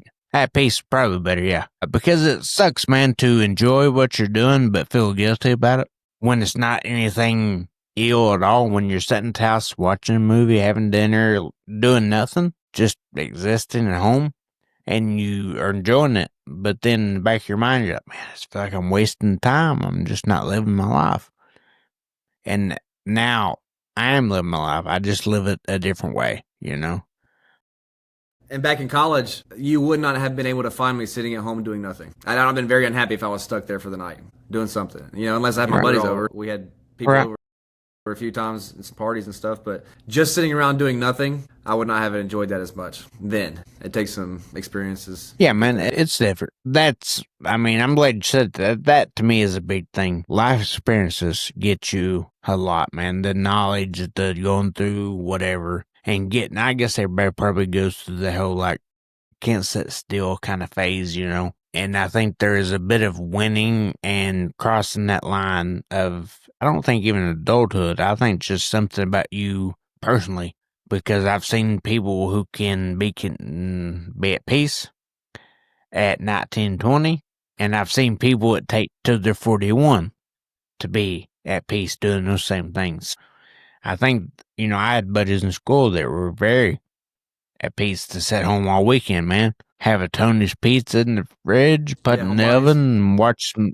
Yeah, dude, I mean, and to me, I was yes, and to me, I was like, man, just wasting time, wasting. Again, they weren't wasting their time. That's where they wanted to be. And as of late, I found myself that where I want to be, is just accepting that maybe I do enjoy those things and I'm not a bad person. I'm not wasting my time. I'm not letting life pass me by because I've been broke up with before. I remember having girlfriends for, ever how long and breaking up, and all you wanted to do was be at home with that person. Oh, if I would be back together. And I was a crier. I'm a crier now. I'm a bad crier. I'm always been a crier. I cried with my buddies. Man, if she called me, I just sat at home with her all day. Yeah. And I don't want to experience that with my wife. I want to enjoy every second that I can. Yep. And so I know that, and I wouldn't have known that if I wouldn't have went through those crying moments of, past relationships to learn. You may be a little bored right now. Like maybe you don't like this movie. Maybe you're just sitting in silence, but it's a lot better than not having this. Like, enjoy what you have while you have it. Enjoy soak it all in, man. But if what went on with me is anything that I've learned was it can be over fast. Yep. I don't remember. I don't remember it or the week before. I've always said if my life would have ended right then, it was my wife says a discussion about nachos for dinner, and that was it. So I know that any minute that God forbid that could be a thing, man. So I just soak it all up now, dude. If it's laying in the bed watching Hallmark Channel and doing homework, dude, I'm there for it. If it's a trip to Cincinnati and some wildness, I'm there for it, man. I'm just whatever. It sounds like to me you don't have any problem understanding what the book is about. It sounds like I listened to it quite a few times, and like I said, man, from the first get, it really made you, if it don't make you think, you didn't read it. You didn't listen to it. Read it. No. Because if you can put it away and go on to something else, you didn't, man. Like, even the first few chapters, I mean, you're going to start thinking. I had to stop myself from thinking to listen to the book because I'd get thoughts, like my own thoughts would overpower. I was like, I gotta go back. So yeah, man, I mean, it made me think in a very good way and a very, I think for me, a complex way, which is something I typically like because I'm not the smartest, but sitting down, man, and focusing and dissecting myself and realizing this is me and where I'm at and this is where I want to be and what, to me, is what makes me happy is a little different than it used to be.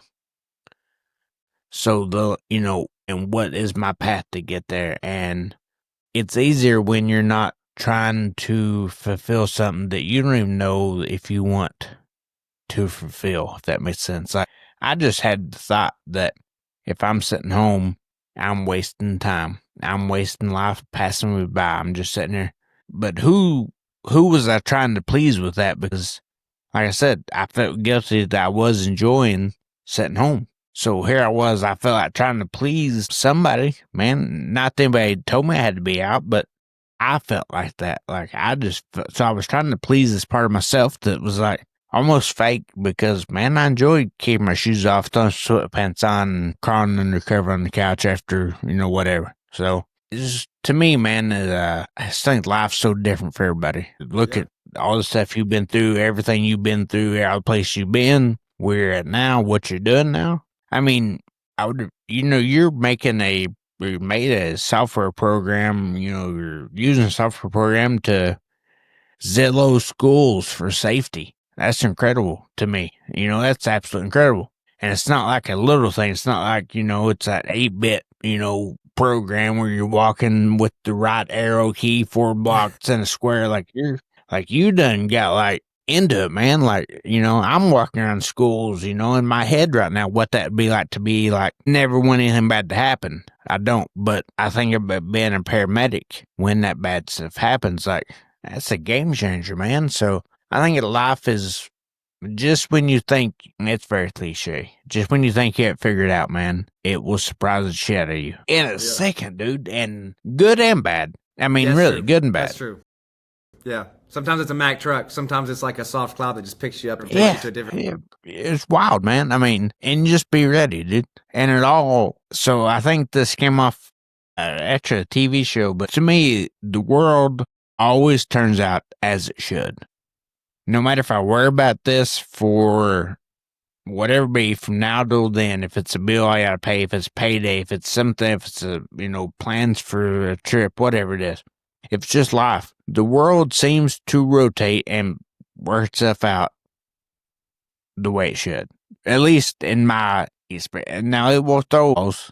I mean, I didn't to die and been in the hospital all last summer. That was not take us to Bourbon and beyond on the state of Massachusetts and that.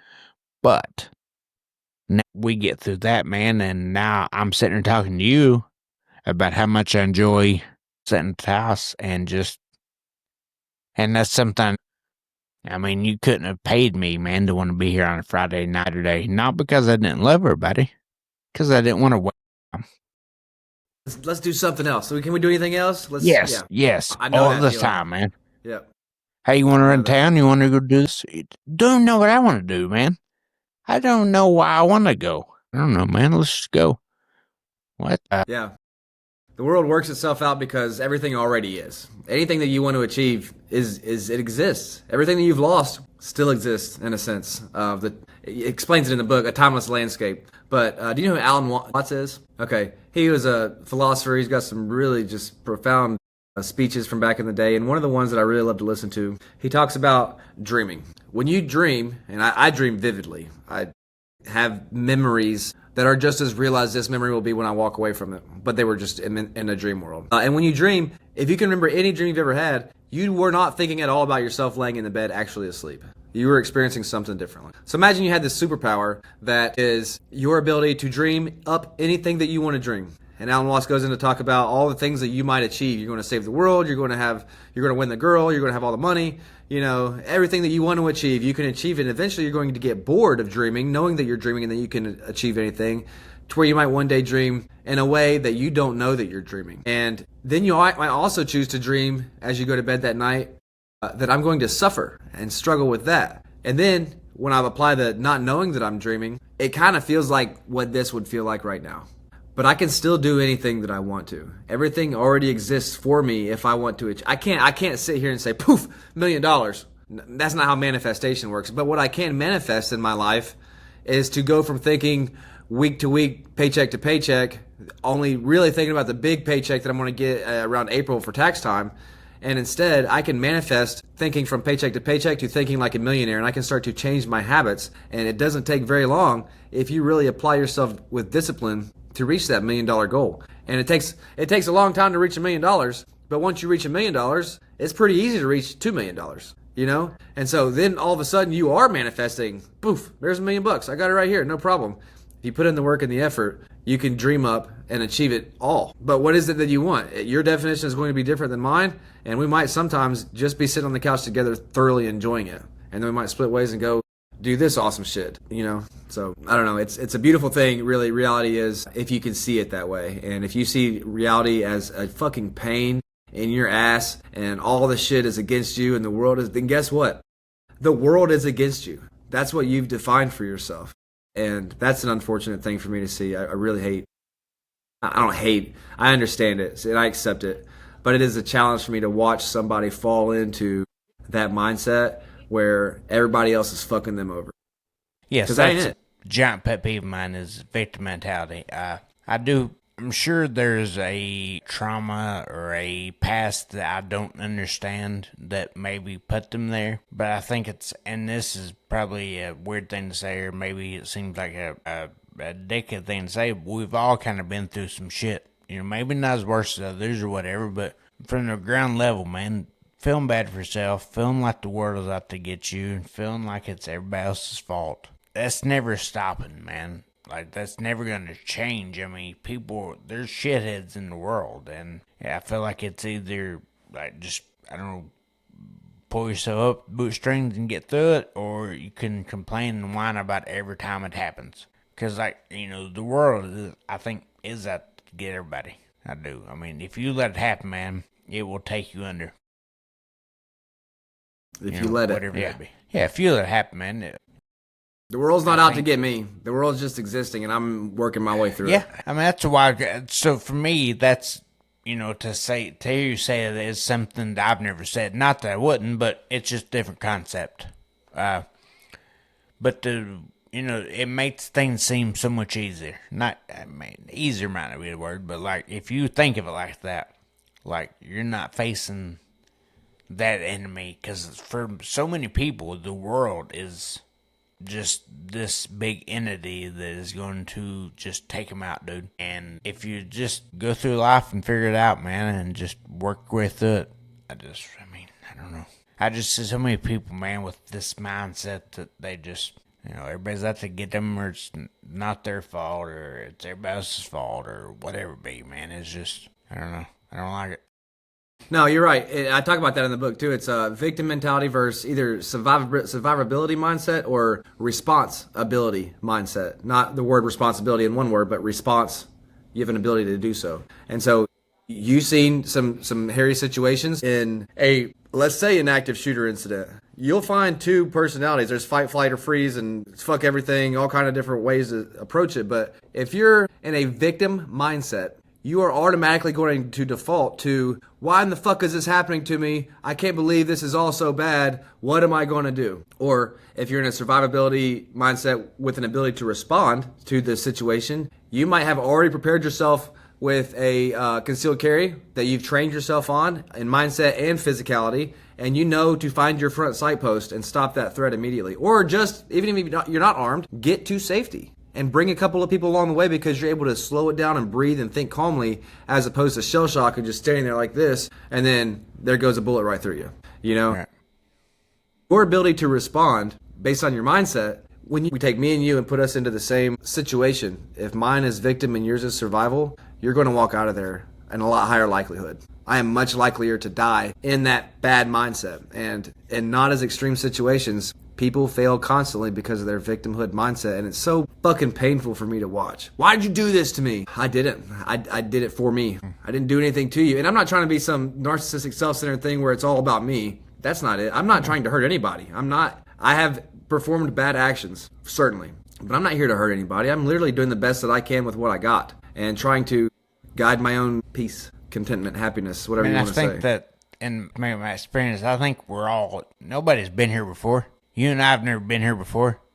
Regardless if we did a podcast last week, we've never been here in this moment before. So neither one of us know what the next 30 seconds or 30 minutes are going to play for us. So I always felt like everybody's just doing the best they can. But I always am a big proponent of looking out for yourself, for your family. My family's not so much gun people as me. I've got to carry. I carry, typically, I seen somebody last night, not before last, guy and his son, both. Son was probably 25 or something. Beat 1911s on their side, just as big as could be. And I kind of giggled as I was leaving the store, and the wife was like, "Why are you laughing?" I was like, "You imagine if somebody came in here, who's the first person you'd want to harm? It's the guy wielding the 1911 like a sword on his side." And she's like, "Well, you got a gun?" I was like, "Yeah, but, whatever. Mine's concealed. Not that I'm any better with it. I mean, I'm slow as shit and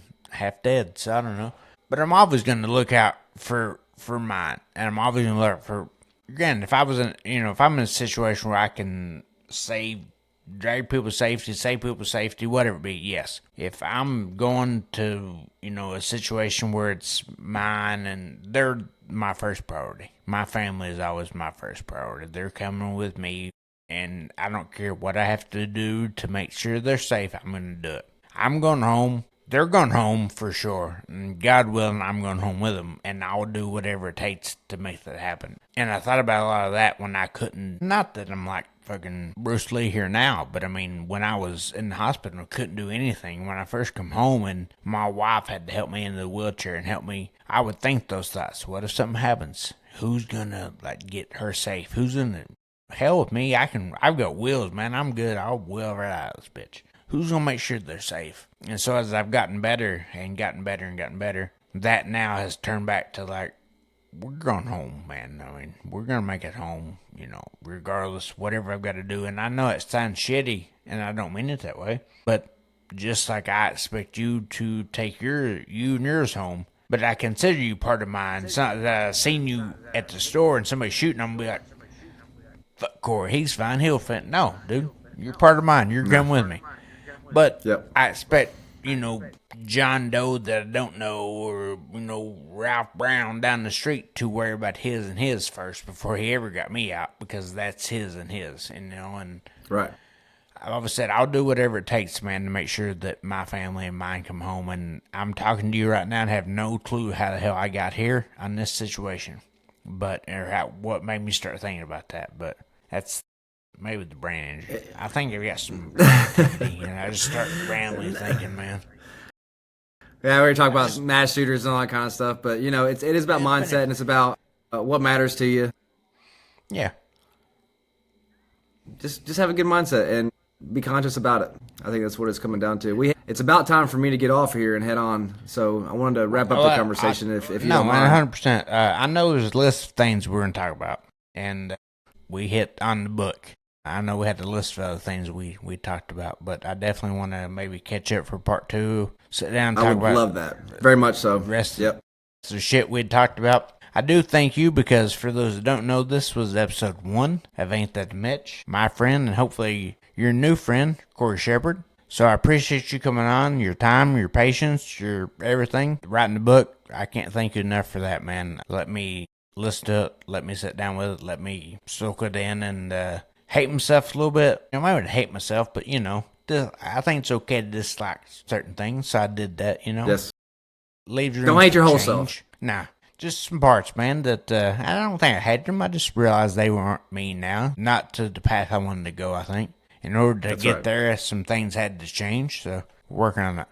But like I said, man, I do appreciate you coming on. Best of luck with everything from, tell me the name, I'm going to mess it up if I say it. Yeah, so I, again, want to thank you for this. I look forward to getting a chance to talk to you again. The fundamental, ultimate question, what is the philosophical framework that I put together as kind of the guide to life that I never had. You said earlier there wasn't a guidebook, and I feel like this is a pretty good guidebook towards how you should live. And it has nothing to do with religion, has nothing to do with anything, but it's about your mindset and how you can guide peace and contentment and confidence and in that profound peace. You can find the book on Amazon, Barnes & Noble, all those major ones. There'll be an audiobook published out here soon on Spotify and all the major distributors. Check it out. It's We will pretty good. stick And I'd a love to link talk about it. down in the description of this to your Amazon and all that, so people can find that a little easier. I didn't have to look for it, but I know some people have to look, and that tedious. So we'll stick a link in the bottom of this. We'll get back together soon. You and me, we'll talk about all the stuff we didn't talk about today. But I appreciate you coming on, man, and gracing me with the episode. And anything we can do, please let us know. Corey Shepard. Have a great day. Thank you, bud. Love you, man. Bye. Good to talk to you. All right, you too. We'll see you soon.